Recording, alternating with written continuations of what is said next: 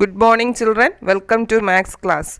We are studying the unit when lines join. In previous class we studied how to draw a rectangle and went through their properties. Now let us recall the properties of rectangle. Yes, the opposite sides are equal and all four corners are square corners. But in square, all sides are equal and all four corners are square corners. Let us see a topic, new shapes. The picture on the right is drawn using various corners of a set square. Can you draw it in your notebook? Let us draw. Now we are going to draw this picture by using set square and scale. For this, we have to draw a horizontal line of 9 cm. Here I am going to draw a horizontal line of length 9 cm. Take measure from 0 to 9 and draw a line. Children, you can take any measurement, it doesn't matter. Here the line has 9 cm long. Then by observing this figure, we can see that there are 3 equal portions. Is it? Now we are going to draw the first portion of this figure. For this we have to mark a dot on this horizontal line in such a way that they are at equal distance.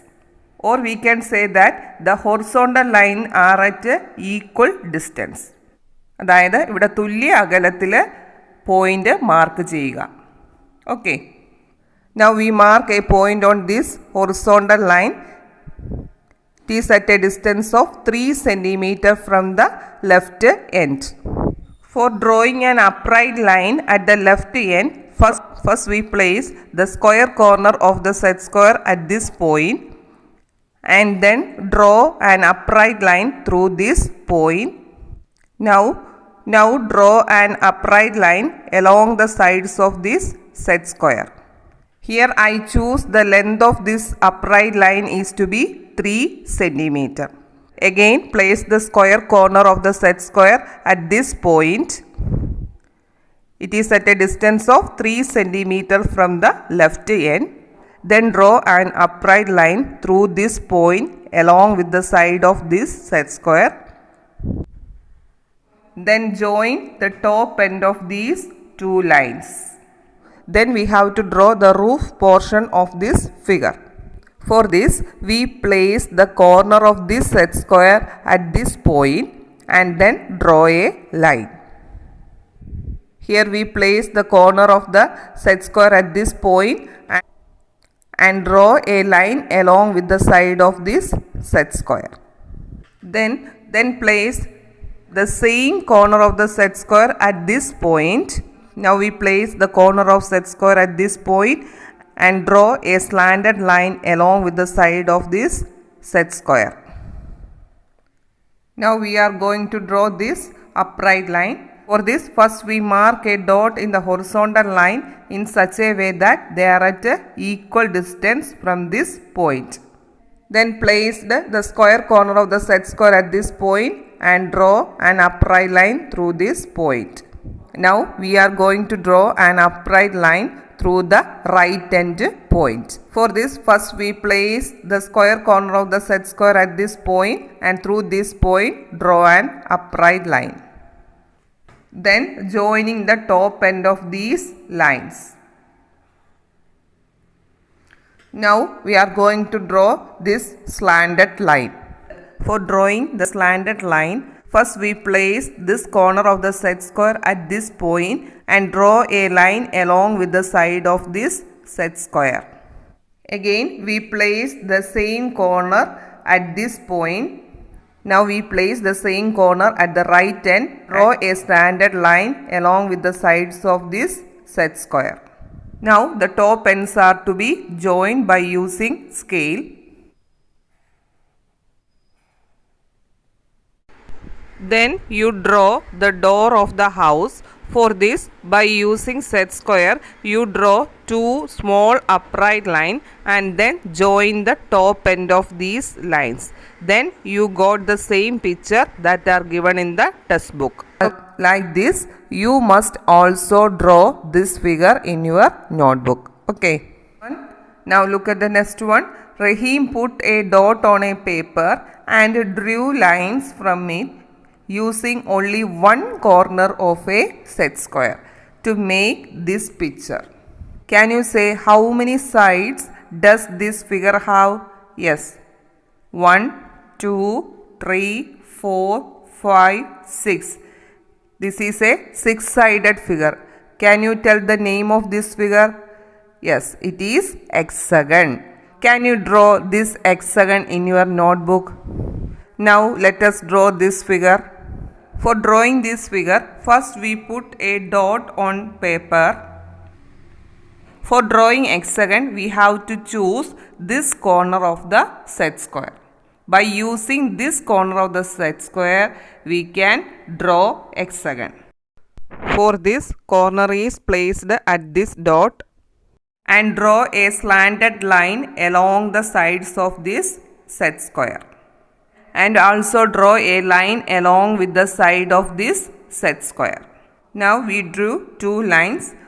These lines having length 3 cm. By using scale, you can adjust the length as 3 cm.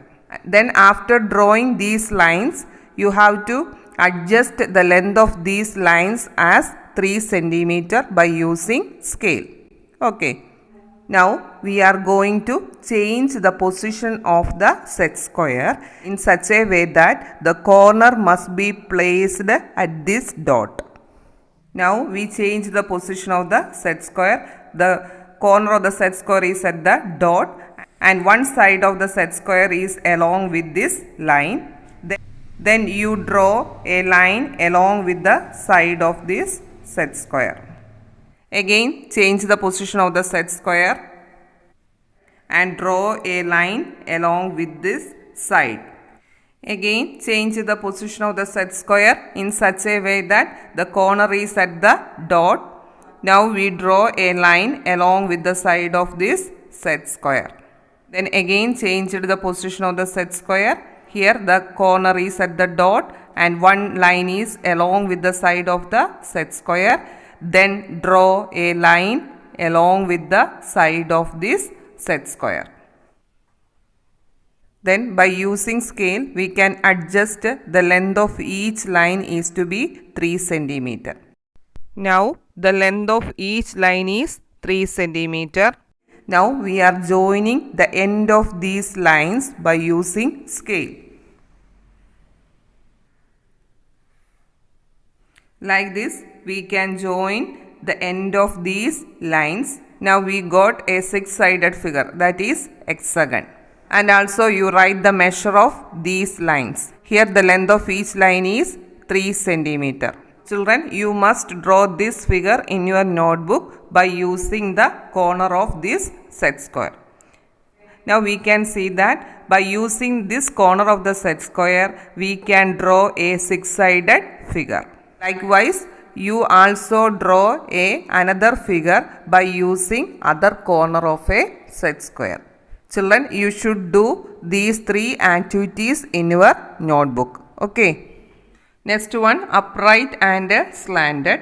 All these figures are drawn by using different corners of a set square. Then you measure the sides of each figure and write the length near them.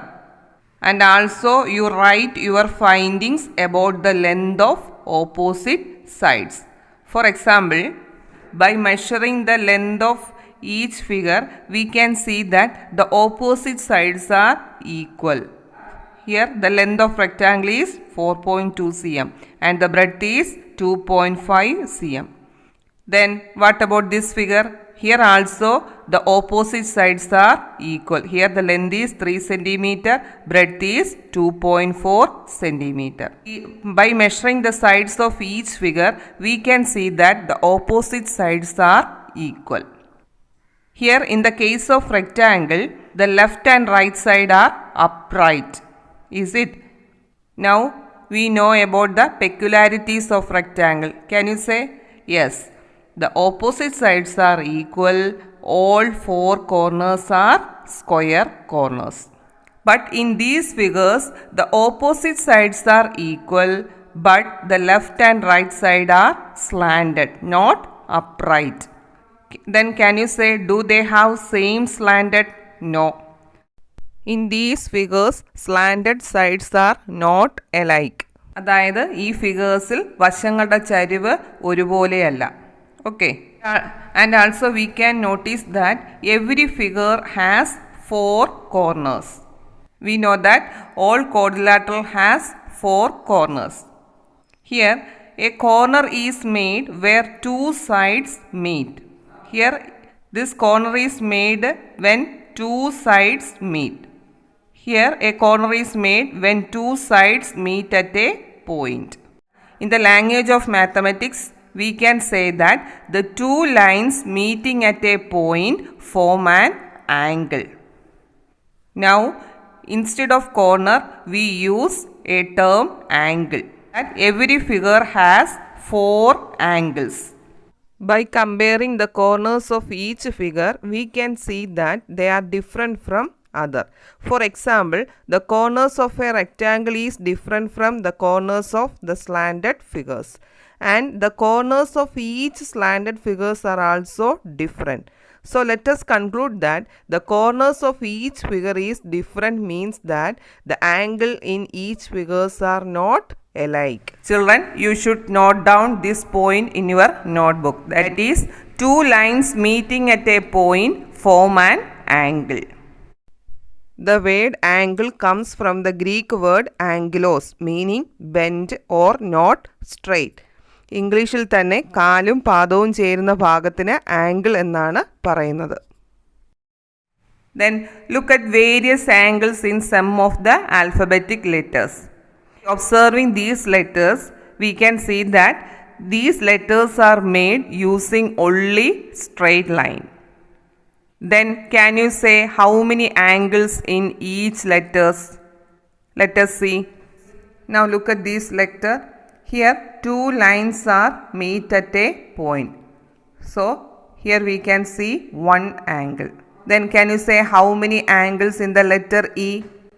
Here the two lines are meet at a point. Here there is one angle. Then again one angle is made by these two lines. Then these two lines made another angle. And one more angle is formed by these two lines. Here we got four angles. Here the two lines meet at this point. So one angle is formed. Again another angle is formed by using these two lines. In the letter Z there are two angles. How many angles in the letter F? Yes, here we can see one angle. Here another angle. Again one more angle is formed by these two lines. Total three angles. Then in the letter W, one angle is formed here and another angle is formed here, and one more angle is formed by these two lines. In W we can see three angles. Here one angle is formed by using these two lines, another angle is formed by using these two lines, and one more angle is formed here, and another angle is formed by these two lines. Here we can see four angles. Then what about the letter Y? Here one angle is formed, then another angle is formed by using these two lines, then one more angle is formed by using these two lines. Here we can see three angles. Like this you find the other letters made by using only straight line and find out the angles formed by each letter. Okay. Children, look at these pictures of clock. They show different times. We know that the hands of a clock make an angle. Here the two hands join at a single point. Then we can see a angle. Children, look at the gap between hour hand and minute hand in both clock. Here the gap between minute and hour hand is less compared to this figure. In this clock, the hands of the clock are spread more apart than this clock. That means the angle has increased a bit compared to this. സൂചികൾക്കിടയിലെ അകലം കൂടുന്തോറും അവയുണ്ടാക്കുന്ന ആംഗിളിൻ്റെ സൈസും കൂടും. Then by observing the gap between these two lines, we can say that the angle is larger or not. Here the gap is less, so the angle is less. Here the gap is more compared to this figure, so the angle is more. Then what happens when the time is 10:15? Yes, the hands of this third clock are spread more apart. That means the angle has increased a bit. Look at the next topic, joining angles. Look at this angle drawn using a corner of a set square. Now let us draw an angle. For this, first we draw a horizontal line. Then by using the corner of the set square, we can draw an angle. Now we are going to draw an angle by using this corner of the set square. For this, first we place the corner of the set square at the left end point and then draw a line along with the side of this set square. Now we get an angle. An angle is formed when two lines meet at a point. Then by using the same corner, draw another angle. For this we place the set square in such a way that the corner is at the left end and one side of the angle is along with the side of a set square, and then draw a line along with the side of this set square. Then can you say how many angles in this figure? 2 or 3? Yes, we can see 3 angles. Here 2 lines meet at a point, form an angle. Then these 2 lines form another angle. These 2 lines joined at a point form third angle.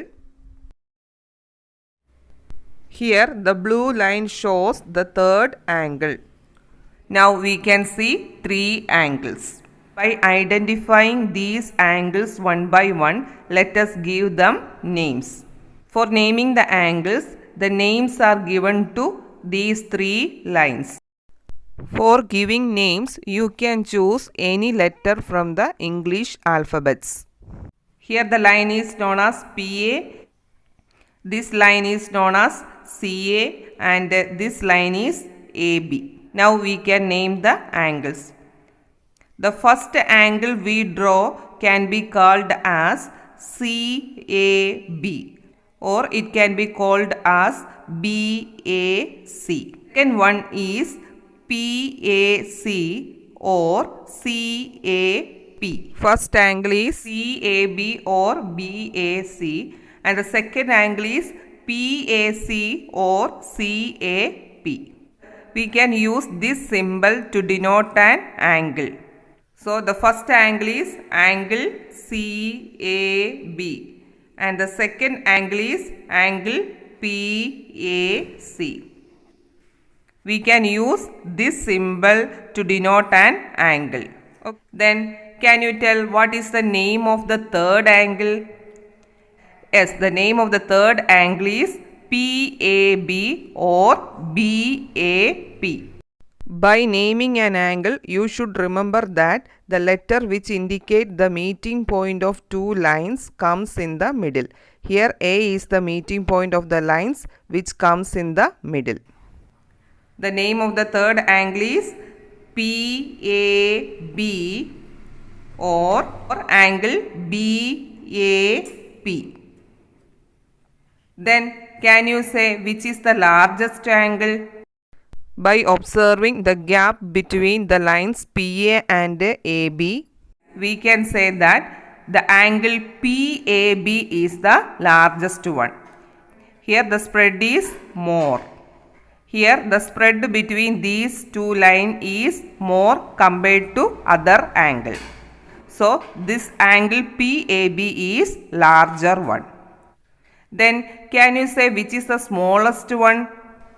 Here both angles are same.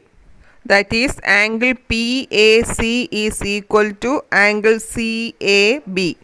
Here the gap formed by the two lines PA and AC is equal to the gap formed by AC and AB. Or we can say that these two angles are drawn by using the same corner of the set square.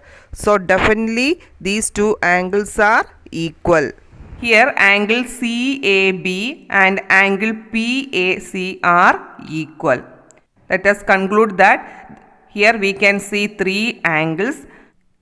The larger one is angle PAB and the other two angles are equal. That means angle CAB is equal to angle PAC.